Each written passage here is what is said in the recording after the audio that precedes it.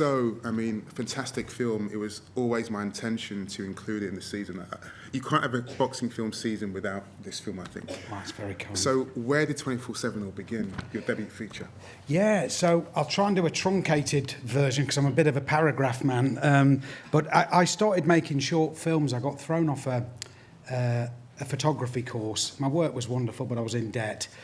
So it wasn't because I wasn't artistic enough. And I was on my arse this summer of '94, and I started, I got a lucky break and started working at this community film project in Nottingham as a volunteer, and they started lending me a camcorder once a month to say thank you for the bits I was doing in between. And over the course of the first year, this man there, Graham Ford, mentored me and really helped to sort of guide me to, I was sort of teaching myself, but I realise now how much he was teaching me. But because I didn't have access to, obviously, to any money, I didn't have access to actors, apart from this one camera and the friends I'd got at the time, I sort of started doing it. And what I've realised was in that very comfortable environment of having people that weren't in the business and weren't looking at me going, what on earth are you on about? They didn't know what was wrong, so they couldn't tell me. And it was really over the course of a year, I built up a community of some people had been actors in a local workshop at the TV workshop, but the majority of them were students who I'd been on the course with. Now I was making these films, and it all led to making this film called Where's the Money, Ronnie, and a film called Small Time. That kind of culminated in this 12-month period where me and this amazing group of people in Sneinton in Nottingham made these films, and that short film got noticed, and ultimately the competition that won, one of the judges was Stephen Woolley, and he was just about to start working with a new producer called Imogen West, and they were kind of looking for somebody to, and Stephen has an amazing record of bringing debut directors through. So I just really was in the right place at the right time. And what allowed 24/7 to happen, because normally when someone sees a short, they aren't going to be massively confident that you can make a feature. So he said, maybe you and Imogen could make a short film, and we could see whether you've got what it takes to make a feature. And I said, well, I've made like 25 in the last year. So he got me to send him all of this crap, and he watched them all. But I think he basically said, you've obviously made enough shorts. You probably are about there, ready to make a feature. But I know you improvise all your stuff. No one's going to give you a couple of £1 million to improvise. You're going to have to write a script. And I said, well, I know an award-winning writer. And I did, and I wasn't even lying because it wasn't bullshit, but he'd won an award at school. And I wasn't doing it as a ruse. I wasn't like frisking him. And I did, and he'd won this East Staffordshire Bursary Award when he was in bed with a bad back. And so they assumed the award was way more important than it was, and they paid for us to go away for 2 weeks into Wales to write a screenplay. And it turned out Paul Fraser, who I went to write it with, actually was a really gifted writer and is a gifted writer.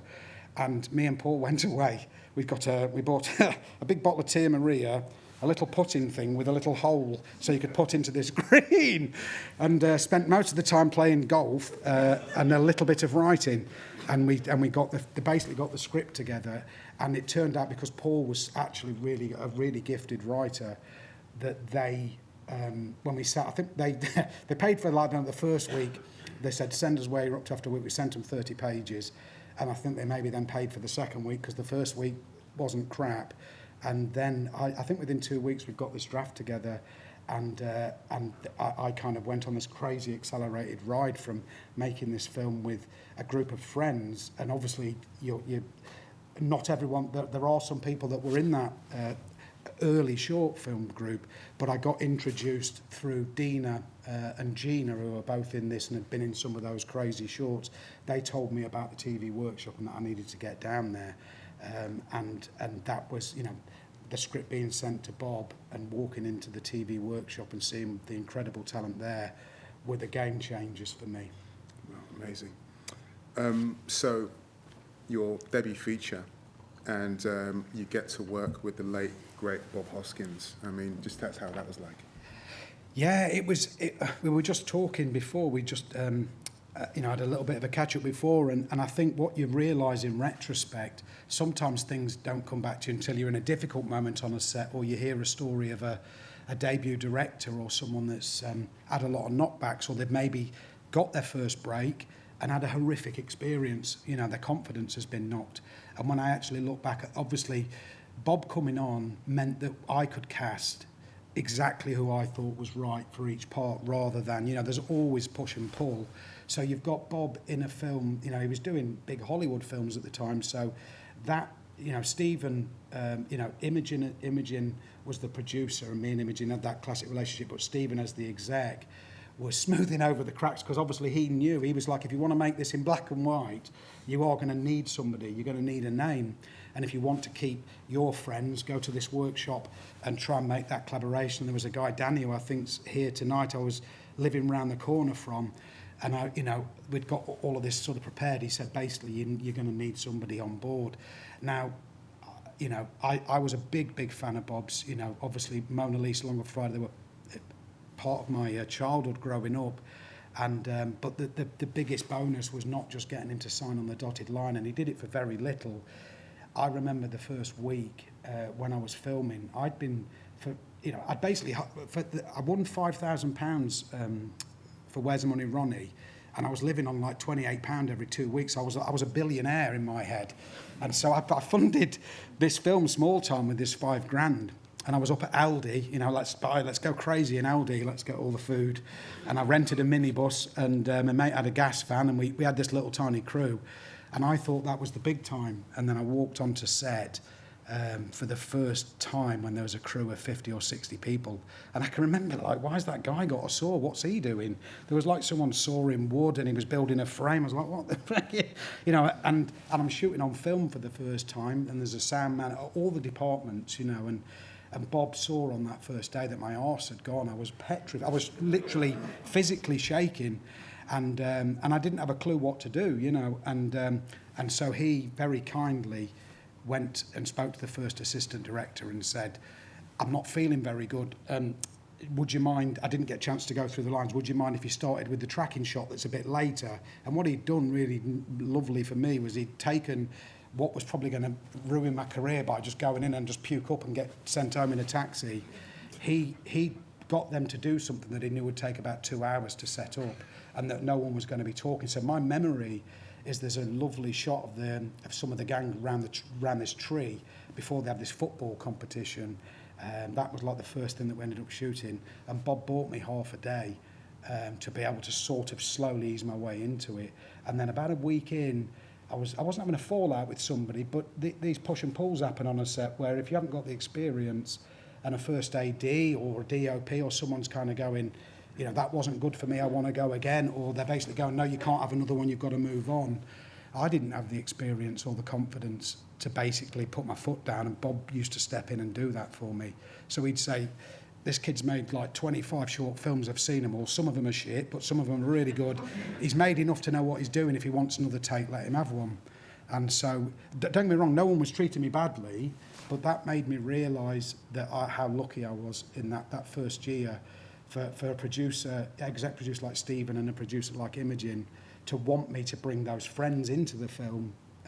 I've seen so many new producers and directors who are doing incredible things, and then they come to a funding body for the first time, and that funding body strips away all of their comfort and sort of goes, well, if we give you this amount for a short or a feature, you can't have your producer, you can't have your editor, you can't have your DOP, you must have a name.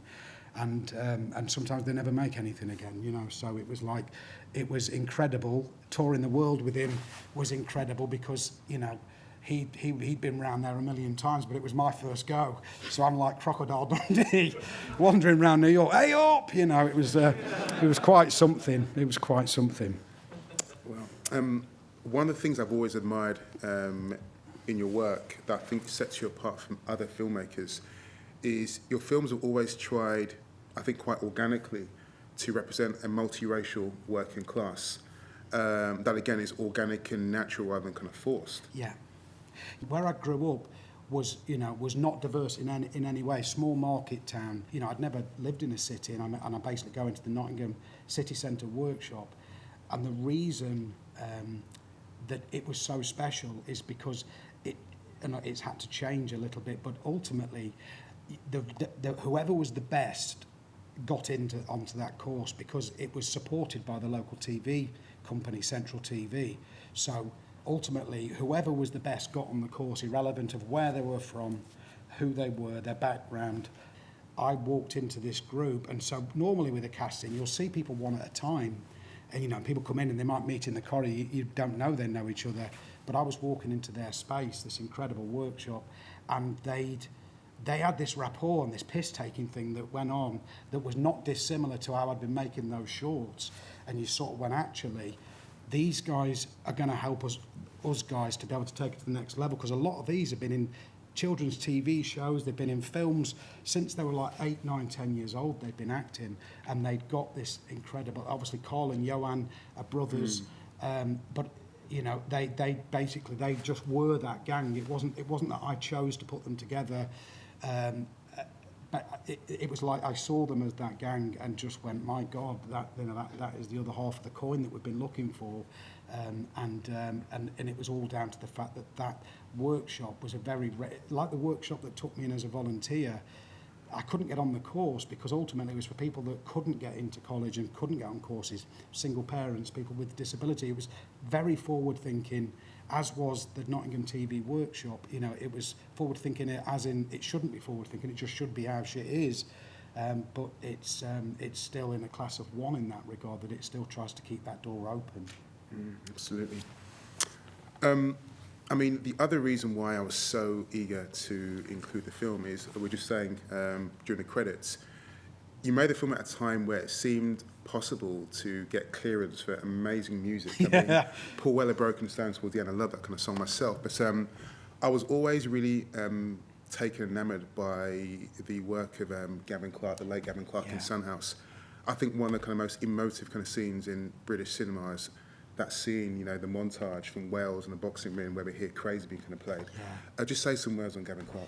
Yeah, well, it's funny because my connection to Stoke and your connection to Stoke, I can't believe my connection to Stoke is a Cockney who got me there, but Gavin had moved. He'd moved to Stoke with Judy when they were like 20, 21. He's a few years older than me, Gav. And I've got two people that helped me to become a filmmaker, but hurt my feelings first. And to explain, I go on a drama course, an A-level drama course at Burton-on-Trent, and I meet Paddy Considine on the course. I'm like, fuck, Jesus Christ, I've got Robert De Niro on the course. I thought I was really good, coming out. And the first year before Paddy joined, I was this Victorian accountant who committed a crime and went to prison. And then the next year, Paddy turned up, and it was like, it all went really adventurous, and he was unbelievable. And I was like, I've got to give up because he's unbelievable. And about a year or two later, the same thing happened with Gavin. So I moved from acting into being in a band and thought, I'll do that, that'll be ace. And then I met Gavin Clark, and he played me a song after a rave on a guitar with one string that made everyone cry. And I was like, I can't do that either. So I've got to find my own thing. But Gavin was like an older brother to me, and I've never been cool. I used to go to nightclubs and want to sleep. And Gavin was like the Uber, he was going around Stoke, and people, I don't know why he took me along, because I'd turned my jeans up the wrong way. I wasn't in vogue at all. But Gavin really took me under his wing, and he always, when he saw these really early shorts that were pretty terrible, he was promoting me around Stoke and showing all of his, so he'd got all of these amazing cool friends, and he'd drag me along with him, and everyone thought I was cool because Gavin was cool, but he had this incredible, for anyone that hasn't seen him live, I'm so sorry you didn't get to see him live, because I don't think anyone, apart from, some of the early Son House recordings, it's almost like they could never find a mic or a speaker system that could actually capture his voice. And so he had this super, super rare ability as a songwriter. And what more luck could someone have than to be making all of these early shorts and have Bob Dylan, dragging you out to nightclubs, giving you songs for your films that were really way above what I could have afforded or actually sourced. And so Gavin, when this whole thing where the television workshop, this group, this family that was being built, and then obviously Gavin, and Gavin forming a band to write the soundtrack for Small Time, and then actually getting a record deal, there was this crazy period where it all just we all facilitated each other really. But like I say, Gavin was extraordinary incredibly talented man.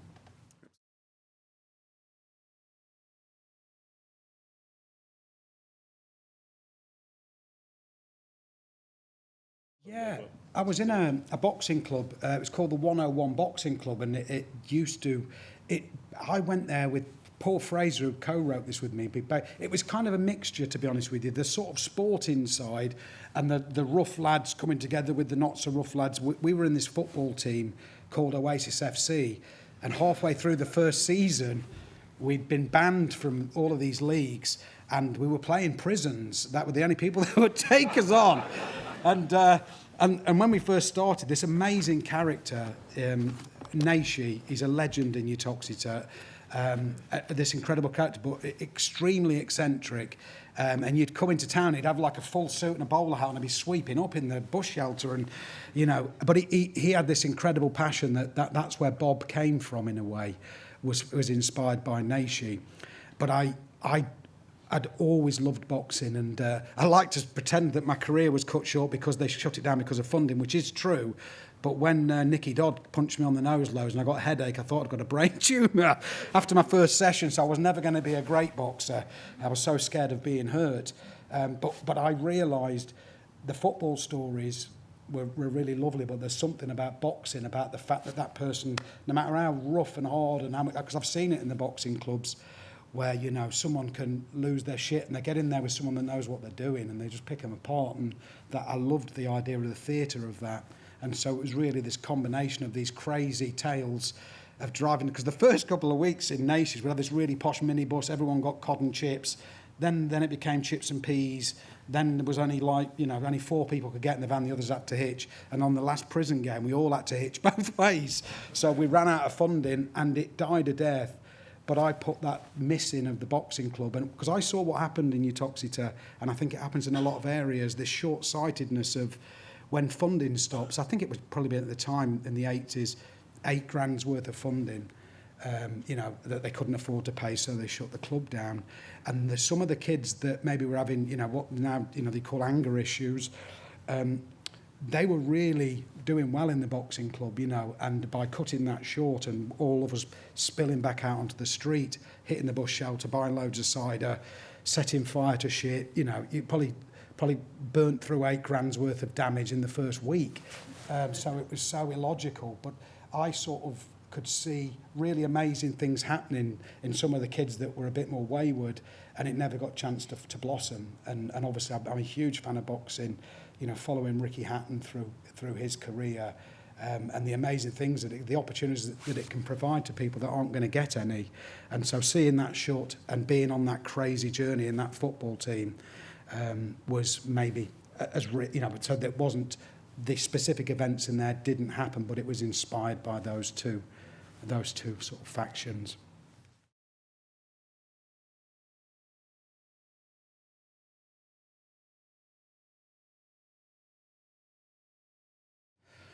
Yeah, so I would say, because when I did Small Time, that was all improvised. I wrote some script and some story, but obviously 24/7, weirdly for me, I was probably much the closest I ever came to, if you walked on set, to something fairly conventional where we're shooting a certain amount of pages. But it was the brilliance. But to be fair, the guys that hadn't been in the workshop were still, they were competing. But there was something about the fact that, again, I don't want to keep bigging up the TV workshop, but it has to be said that the improvisation, because some places are famous for improv, some are famous for scripts, some for singing, some for dancing. But the TV workshop had this thing where they could do both and they could nail both. And they had this incredible skill where they could sort of almost pretend they'd got a line wrong but deliver something funnier than what we'd written. And so the improvisation in 24/7, if I'm being honest, slid in slowly as it went through. I would say it wasn't really until Romeo Brass where I realised the madness of Small Time and the organisation of 24/7. There's probably a sweet spot between there, where it's like I can maybe improvise a little bit more. But on that first one, and I needed that script, and that story, because it was, shooting on film, the ratios and all that's crazy cash. So I had to be delivering something fairly straight. But the improvisation came from people just kind of going, that's so much better than what we'd written or what we had. And again, I think Bob was a big part of giving people the confidence in to do that as well, because he loved improvising with people.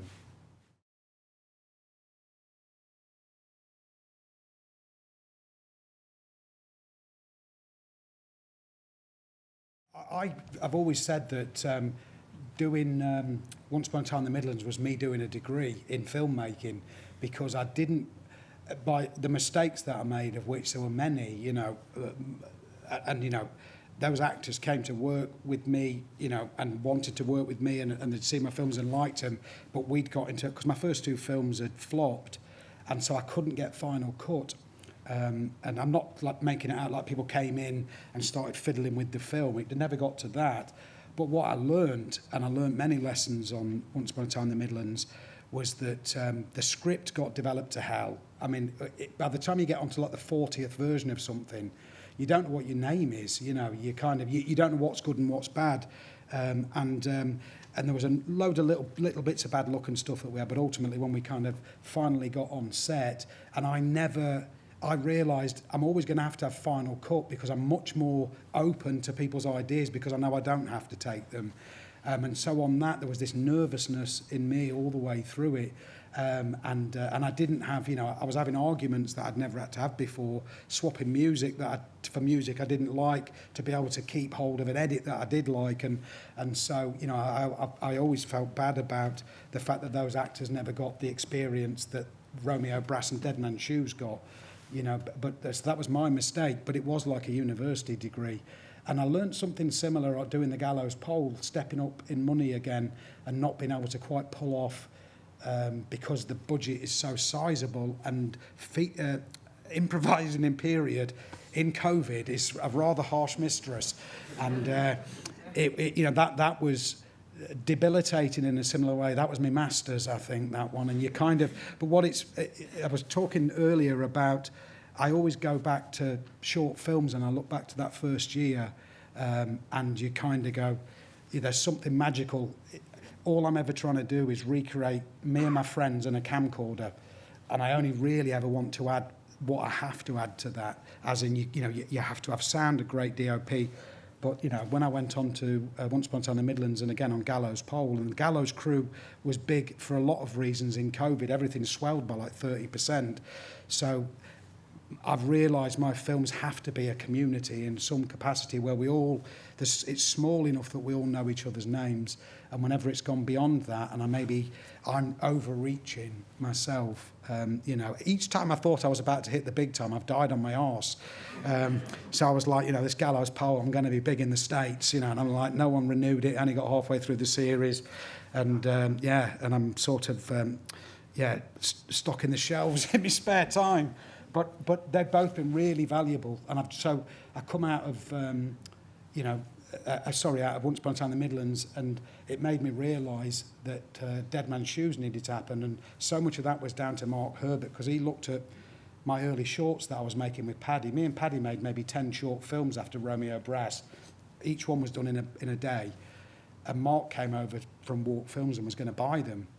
And so I was retired then. I don't think I'd turned 30, and I was retired because I'd made my first big mistake.